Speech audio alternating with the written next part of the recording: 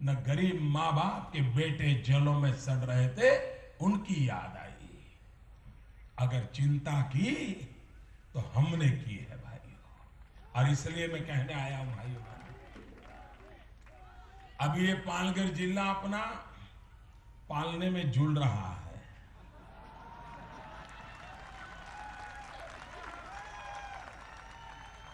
मुझे बताओ भाई, बच्चा अस्पताल में पैदा हो, लेकिन बाद में तो बड़ा आप ही को करना पड़ता है ना, देखभाल आप ही को करनी पड़ती है ना, उसका ख्याल आप ही को रखना पड़ता है ना, कि डॉक्टर रखता है? आप ही को रखना पड़ता है ना। तो अब पालघर का जन्म हो चुका है, उसको बड़ा कौन बनाएगा, उसकी देखभाल कौन करेगा? भाइयों बहनों, दिल्ली सरकार से कोई बड़ी सरकार है जो इसकी देखभाल कर पाए, इसकी चिंता कर पाए? मैं आपको वादा करता हूं, ये नया जिला बना है, उसे बहुत सी चीजों की जरूरत होगी। उसको विकास के लिए बड़ी गंभीरता से कुछ काम करने पड़ेंगे। आप महाराष्ट्र में पूर्ण बहुमत वाली सरकार बना दीजिए, पूर्ण बहुमत वाली। पालघर को भले अभी अभी पैदा हुआ जिला है, लेकिन महाराष्ट्र से अच्छे जिलों में उसको लाकर का खड़ा दे करने का काम हम करेंगे।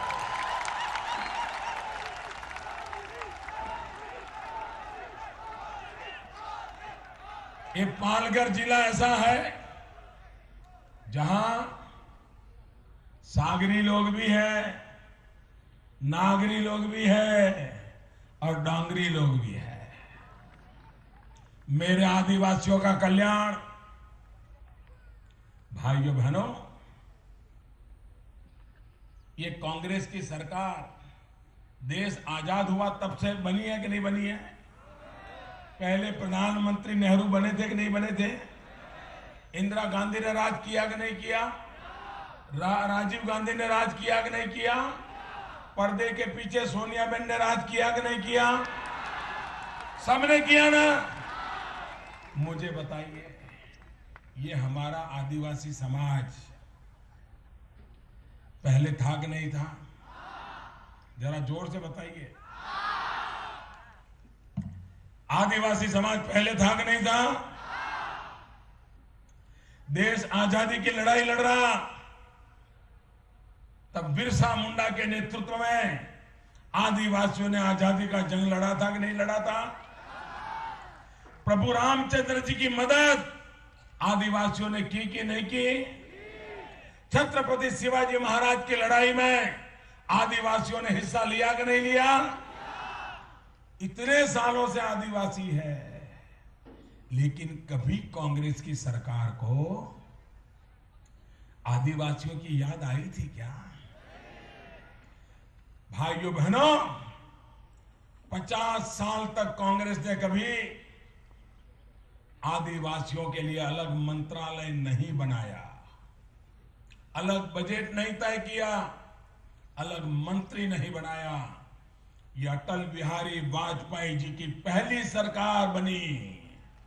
हिंदुस्तान में अटल बिहारी वाजपेयी जी की पहली सरकार बनी, जिस सरकार ने आदिवासियों के लिए अलग मंत्रालय बनाया, आदिवासी को ही उसका मंत्री बनाया, सरकारी खजाने से आदिवासियों के कल्याण के लिए अलग बजट बनाया।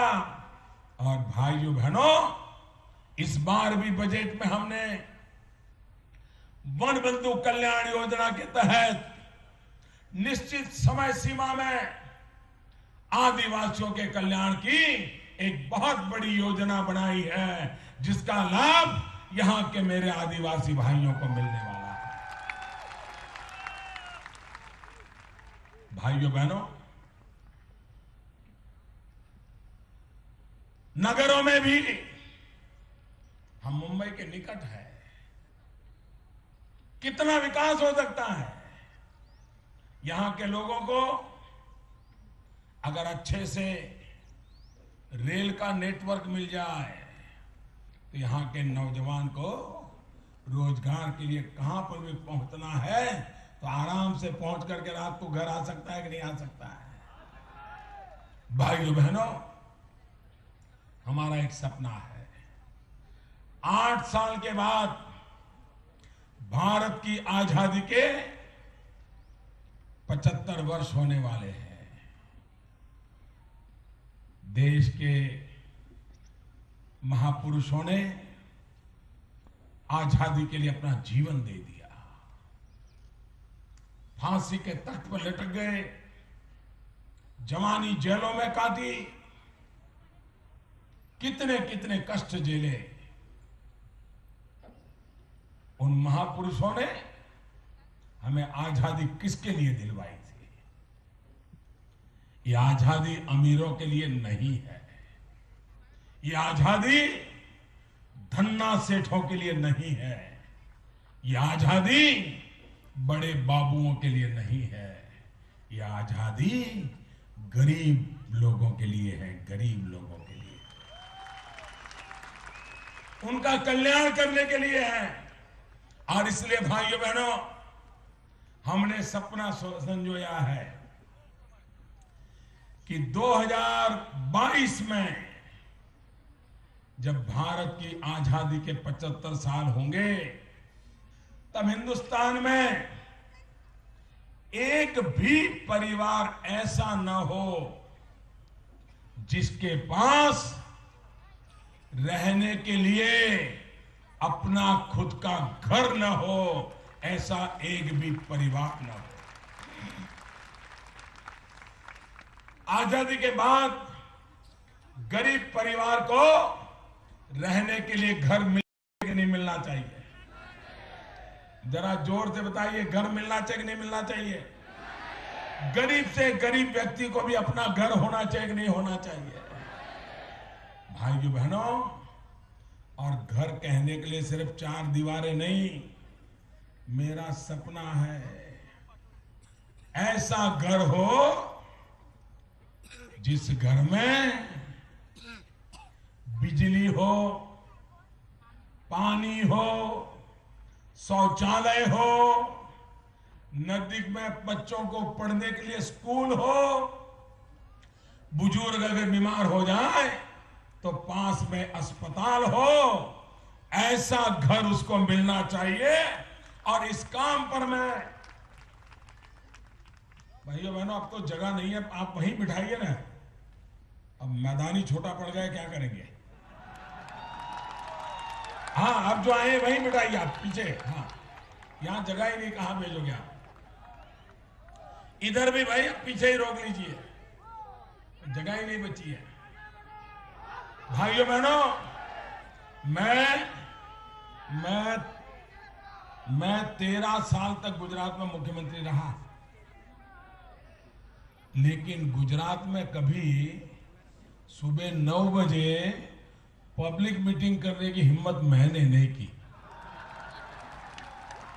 मैं सच बताता हूं, सुबह 9 बजे कोई नहीं आता। मैं हैरान हूं जी, 9 बजे इतनी बड़ी संख्या।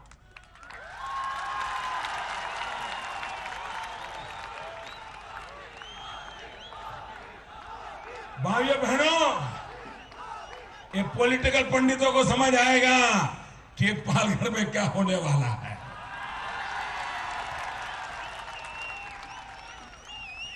आप इतना सुबह सुबह जल्दी मुझे आशीर्वाद देने के लिए आए, मैं आपका बहुत बहुत आभारी हूं भाइयों, बहुत आभारी हूं। भाइयों बहनों, भले हम सागरी हो, डोंगरी हो, नागरी हो, अगर हमें विकास करना है तो हमें नौजवान को रोजगार देना होगा। और नौजवान को रोजगार देने के लिए हर नौजवान को हुनर सिखाना, स्किल डेवलपमेंट। एनसीपी कांग्रेस ने स्कैम महाराष्ट्र बनाया। हम स्किल महाराष्ट्र बनाना चाहते हैं, स्किल महाराष्ट्र। भाइयों बहनों, भ्रष्टाचार ने महाराष्ट्र को बर्बाद कर दिया है। भ्रष्टाचार करने में उन्होंने कुछ नहीं छोड़ा जी, कुछ नहीं छोड़ा। अमीरों को भी लूटा, गरीब का खाना भी लूट लिया, किसान का पानी लूट लिया, मजदूरों का काम लूट लिया। इतना ही नहीं, करगिल के शहीदों की विधवाओं के घर भी लूट लिए इन्होंने। इतना ही नहीं भाइयों, मध्याह्न भोजन में बच्चे की थाली में से भी मार गए लोग, उसमें से भी चोरी कर ली। भाइयों बहनों, ये महाराष्ट्र को लूटने देना है क्या? पूरी ताकत से बताओ, क्या महाराष्ट्र बचाना है कि नहीं बचाना? महाराष्ट्र बचाना है कि नहीं बचाना है? अगर आज महाराष्ट्र बचेगा तो आपके बच्चों का भविष्य बचेगा भाइयों। अगर महाराष्ट्र ऐसे ही लूटता रहा तो आप बर्बाद होंगे। इतना ही नहीं, आपकी आने वाली पीढ़ी भी बर्बाद हो जाएगी। और इसलिए भाइयों बहनों, मैं आज आपसे अनुरोध करने आया हूं, महाराष्ट्र में पूर्ण बहुमत वाली भाजपा की सरकार बनने वाली है। पालघर के लोगों के लिए, और इसके लिए उन्हें चाहिए बहुमत की सरकार। उन्होंने ये अपील की है वहां के लोगों को से कि 2022 तक सबके पास अपना घर होना चाहिए। खासतौर पर जो आदिवासी एक बड़ा ग्रुप है जो पालघर में, महाराष्ट्र के बड़े हिस्सों में, उनके कल्याण के लिए बहुत सारी बातों का जिक्र आज नरेंद्र मोदी ने पालघर में अपनी इस रैली के दौरान किया। उन्होंने मछुआरों को लेकर चिंता व्यक्त की, जिस तरह से मछुआरों की जिंदगी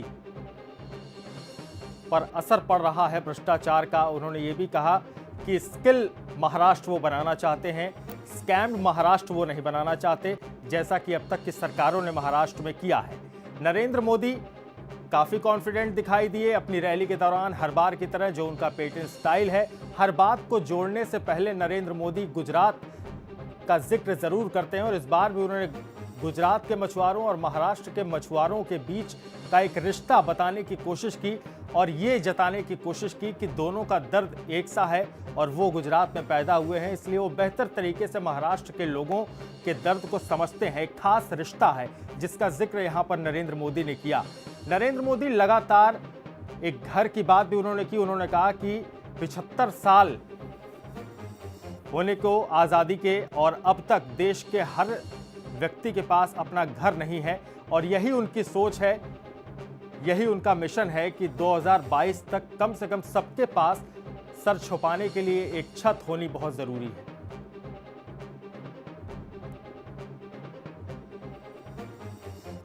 साथ ही जैसा कि हमने आपको बताया कि मछुआरों को लेकर उन्होंने अपनी चिंता जाहिर की। उन्होंने कहा कि अब तक की सरकारों ने मछुआरों को लेकर कोई बड़ा प्रयास नहीं किया, कोई बड़ी योजना सामने नहीं लाया। उन्होंने पाक सरकार से बात की। हालांकि नरेंद्र मोदी ने बताया कि इस बारे में वो लगातार चिंतित हैं और इस बारे में वो प्रयास भी कर रहे हैं। पाकिस्तान की सरकार से इस बात का जिक्र भी किया गया कि पाकिस्तान की सीमा तक होते हुए जो मछुआरे बॉर्डर क्रॉस कर जाते हैं, वहाँ की जेलों में जाते हैं और पूरी जिंदगी उन काल कोठरियों में बीतती है। इन तमाम बातों का जिक्र आज नरेंद्र मोदी ने यहाँ पर किया है। बहुत सारे दावे और बहुत सारे वादे नरेंद्र मोदी ने पालघर की जनता से किए हैं। उन्होंने कहा कि ये भी एक अलौकिक क्षण है, अद्भुत दृश्य है कि आज पालघर के इस मैदान में जहाँ पर नरेंद्र मोदी ये रैली कर रहे हैं, वहाँ पर इस तरह की भीड़ उन्होंने इससे पहले नहीं देखी। उन्होंने कहा कि गुजरात में भी 9 बजे के पहले वो इस तरह की मीटिंग भी लेना पसंद नहीं करते थे। उनको ये पता था कि शायद सुबह के 9 बजे इतने ज़्यादा लोग उनको सुनने के लिए ना आए, लेकिन वो हतप्रभ हैं, वो उत्साहित हैं इस तरह की भीड़ को देखकर। और उन्होंने कहा कि एक बेहतर सरकार महाराष्ट्र में बनाने के लिए पालघर के लोग, साथ ही पूरे महाराष्ट्र के लोग अपनी आने वाली नस्लों को, अपनी आने वाली पीढ़ियों को अगर विकास देना चाहते हैं तो महाराष्ट्र में एक मजबूत सरकार बननी चाहिए और इसके लिए उन्हें पूर्ण बहुमत की सरकार चुननी होगी। हमने सपना संजोया है कि 2022 में जब भारत की आजादी के 75 साल होंगे, तब हिंदुस्तान में एक भी परिवार ऐसा न हो जिसके पास रहने के लिए अपना खुद का घर न हो, ऐसा एक भी परिवार न हो। आजादी के बाद गरीब परिवार को रहने के लिए घर मिलना कि नहीं मिलना चाहिए? जरा जोर से बताइए, घर मिलना चाहिए कि नहीं मिलना चाहिए? गरीब से गरीब व्यक्ति को भी अपना घर होना चाहिए कि नहीं होना चाहिए? भाइयों बहनों, और घर कहने के लिए सिर्फ 4 दीवारें नहीं, मेरा सपना है ऐसा घर हो जिस घर में बिजली हो, पानी हो, शौचालय हो, नजदीक में बच्चों को पढ़ने के लिए स्कूल हो, बुजुर्ग अगर बीमार हो जाए तो पास में अस्पताल हो, ऐसा घर उसको मिलना चाहिए